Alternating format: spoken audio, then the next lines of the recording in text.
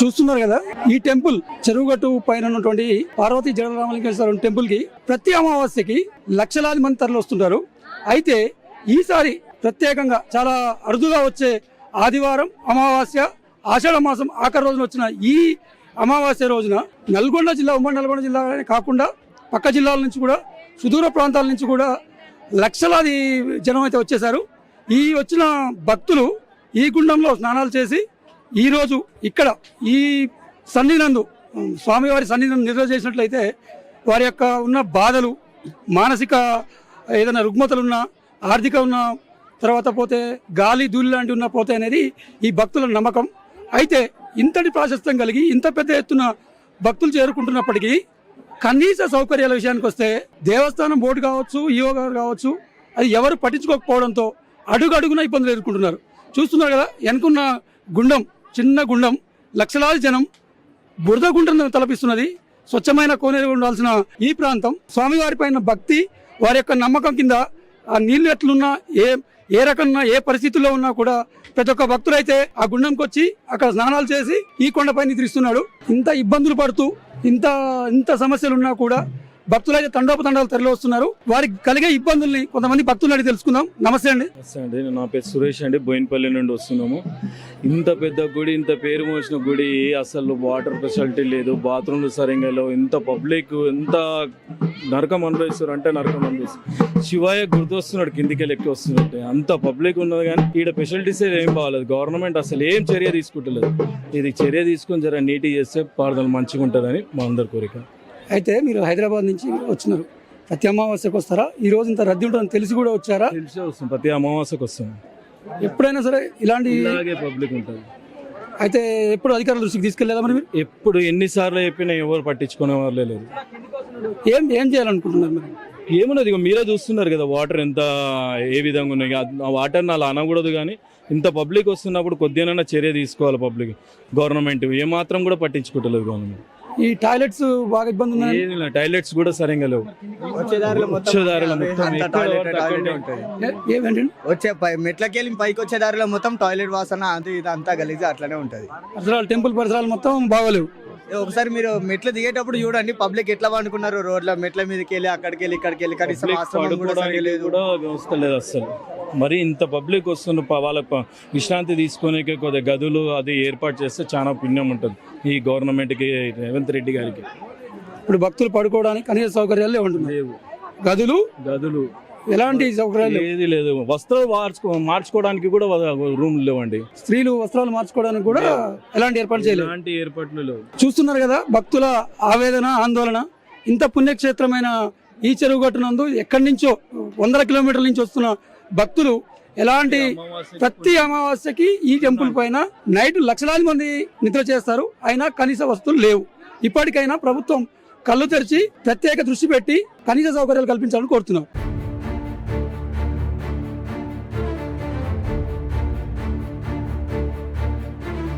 తెలిసి కూడా గవర్నమెంట్ కొంచెం ఏదైనా ఇంకొంచెం బెటర్ మెషర్స్ తీసుకోవాలి అని సిమెంట్ టీవీ నుంచి గవర్నమెంట్ని అడుగుతున్నారు.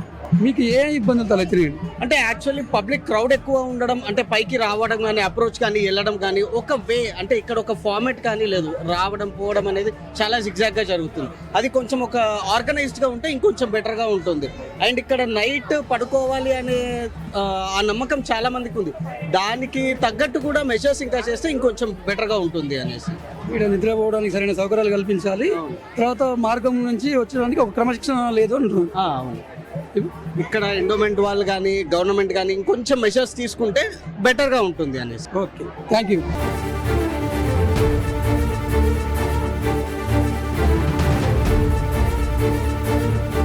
ఈ కొండ పైన ఎక్కడ చూసినా ఇసుకేస్తే రాళ్ళంత జనం ఉన్నారు. తండోపతండాలో తరలి వస్తున్నారు. పుట్టే సరిపోవడం లేదు. ఈ వచ్చే భక్తులకి అమావాస్య రోజు ఇక్కడ నిద్ర చేస్తే మంచి జరుగుతుందన్న కోరికలతో భక్తులు అయితే వస్తున్నారు. కానీ సౌకర్యాల పైన భక్తులు బగ్గుమంటున్నారు. అసలు నమస్తే సార్, ఎక్కడి నుంచి వచ్చారు మీరు? నేను హైదరాబాద్ నుంచి వచ్చానండి. గత 4-5 నెలల నుంచి వస్తున్నా. ఎప్పుడు ఇదే పరిస్థితి. మీరు ఆడ చూడండి, లైన్ కాడ తొక్కిసలాట, లైన్ మెయింటెనెన్స్ లేదు. ఒక్క వాచ్మెన్ కానీ, ఒక సెక్యూరిటీ గార్డ్ కానీ, ఒక హోమ్ గార్డ్ కానీ ఎవరూ లేరు. ఆడ అన్ని లైన్ సీకులన్నీ బ్యారికేడ్ పడిపోయేటట్టున్నాయి.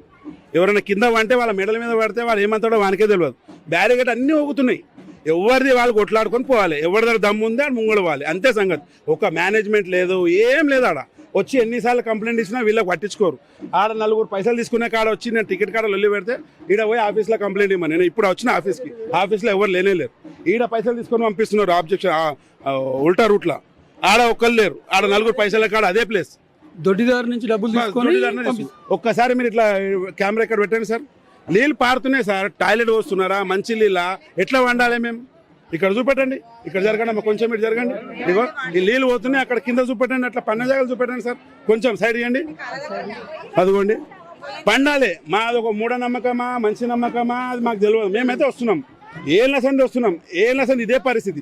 నీళ్ళు ఇక్కడ చూడండి కింద, అది మంచి నీళ్ళ చెడ్డ నీళ్ళ వాష్రూమ్ నీళ్ళ తెలియదు. ఇంత మందికి ఎన్ని వాష్రూమ్లు ఉండాలి?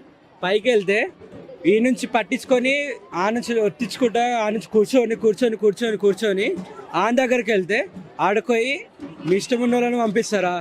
మేము ఫస్ట్ వాళ్ళ ఏంటంటే ప్రిఫరెన్స్ మనీ. టికెట్ ఉందా, టికెట్ ఉందా, టికెట్ లేకపోతే పంపించేది లేదు.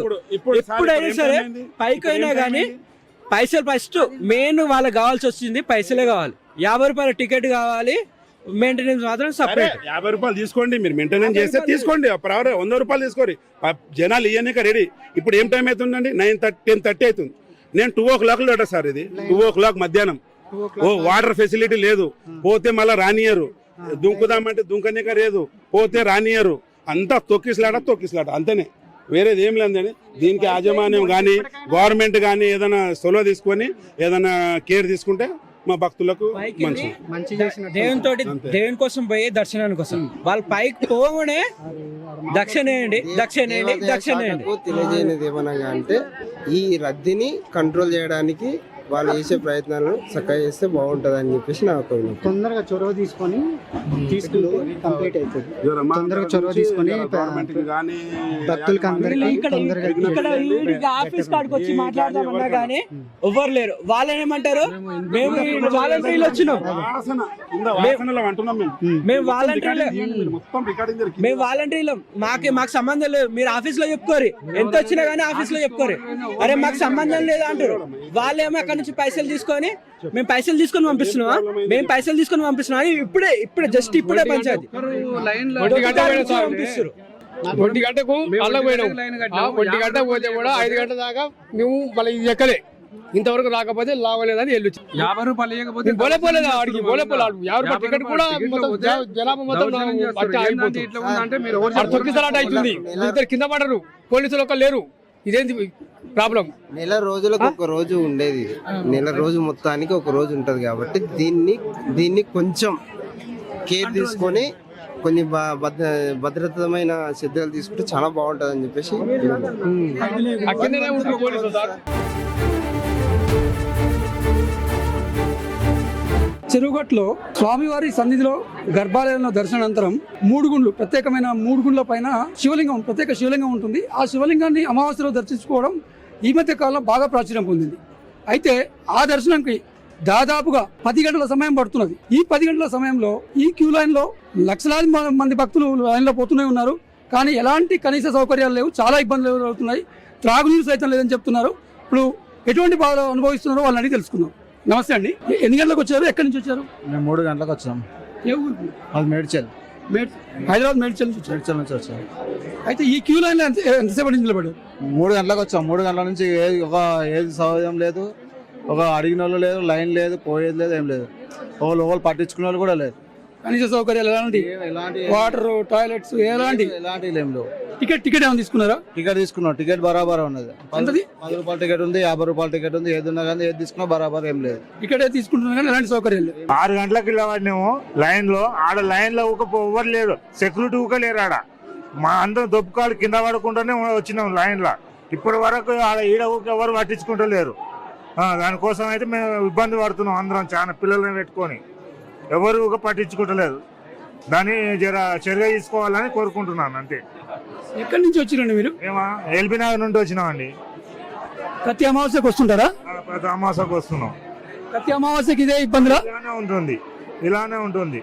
అయితే మీకు ఈ అమావాస్యకు రావడం ఎలా అనిపిస్తుంది? బాగానే అనిపిస్తుంది. ఇబ్బంది పడినా కానీ వస్తున్నాం. కానీ ఆడ చాలా ఇబ్బంది అవుతుంది గేట్ కాడ లైన్లో నిలబడడానికి, ఒకరి మీద ఒకరు దొబ్బకాలు అవుతుంది. సెక్యూరిటీ అయితే లేరు, సెక్యూరిటీ పెట్టాలి, పెట్టి లైన్లో క్యూ పాటించాలని కోరుకుంటున్నాం. ఇబ్రహీంపట్నం దగ్గర యాచరమ్మ అది చిరుగట్టు క్షేత్రానికి గత ఎప్పటి నుంచి వస్తున్నా. అమాస అయితే ఇప్పుడు 3 అమాస లేదు కాబట్టి బాగుంది, కానీ కొంచెం భక్తులు చాలా ఇబ్బందిగా ఫీల్ అవుతున్నారు. ఎందుకంటే ప్రతి అమావాస్యకు రావాలనుకుంటున్నారు. కొంతమందికి మొక్కులు ఉంటాయి, కొంతమంది మానసికంగా కావచ్చు, కొంత హెల్త్ పరంగా కావచ్చు, కాకపోతే కొంతమంది కోరుకులు నెరవేర్చడం కోసం ఇక్కడ రావడం వల్ల నేరుతాయి కాబట్టి అమావాస్యకు వస్తున్నాం. సెంటిమెంట్ మంచిగా అనిపిస్తుందా? మంచిగా అనిపిస్తుంది, అందుకే వస్తాం. అయితే ఇంతమంది జనాలు క్యూ లైన్లో ఉన్నారు. ఎప్పటి నుంచి మీరు క్యూ లైన్లో ఉన్నారు? గత 3 అవర్స్ అయింది. ఇప్పటికి 3 గంటల నుంచి మేము క్యూలో ఉన్నాం. 8 గంటలకు మీకు ఇప్పుడు 10 అవుతుంది, ఇప్పుడు లేటే అవుతుంది చాలా వరకు. అయినా సరే బాగానే ఉంది, పర్లేదు, కానీ కొంచెం ఇబ్బందిగా ఉంది. ఏం ఇబ్బంది? నిలబడడం కానీ పోవడం కానీ ఈ చాలా వరకు ఈ ఒక్కరోజు ఉంటుంది, అమావాస్య కాబట్టి ఒక్కరోజు ఉంది కాబట్టి చాలా ఇబ్బందిగా నడవడం వెళ్ళడం ఇబ్బందిగానే ఉంది. ఏం చేస్తే బాగుంటుంది అంటారు? ఇంకొంచెం సిబ్బంది కొంచెం పెంచితే ఇంకా కొంచెం భక్తులకు కొంచెం అవకాశాలు, అంటే కొంత స్పీడ్గా వెళ్ళడానికి అవకాశాలు కలిగిస్తే బాగుంటుంది. వికలాంగులం అని చెప్తే కూడా పంపించలేదు అన్న. లైన్లో 6 గంటలకు వచ్చినాయి, ఇప్పటి వరకు కూడా ఇన్నే ఉన్నాం అన్న. ఇప్పుడు రాత్రి 11 అవుతుంది, మీరు 6 గంటలకు లైన్లో ఉన్నారు. లైన్లో వచ్చినాం. ఎక్కడి నుంచి వచ్చారు? డిండి నుంచి వచ్చారు. అవును సార్.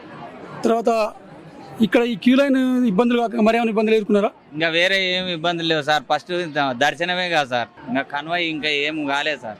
మీరు స్నానం చేసినాం, వచ్చినాం. ప్రతి అమావాస్యకు వస్తుంటారా? వస్తాం సార్. ఎప్పుడు ఇట్లా కాలేదు సార్, ఇది 2వ సంవత్సరం ఇట్లా కాబట్టి. అయితే ఏం చేస్తే బాగుంటుంది అనుకుంటున్నారు? ఏం చేస్తే కదా సార్, ఇంతకుముందు ఎట్లా పంపిస్తుండ్రో అట్లా పంపిస్తేనే ఫ్రీగా అవుతుంది సార్. ఈ విధంగా అవ్వడం వల్ల చాలా అది అవుతుంది.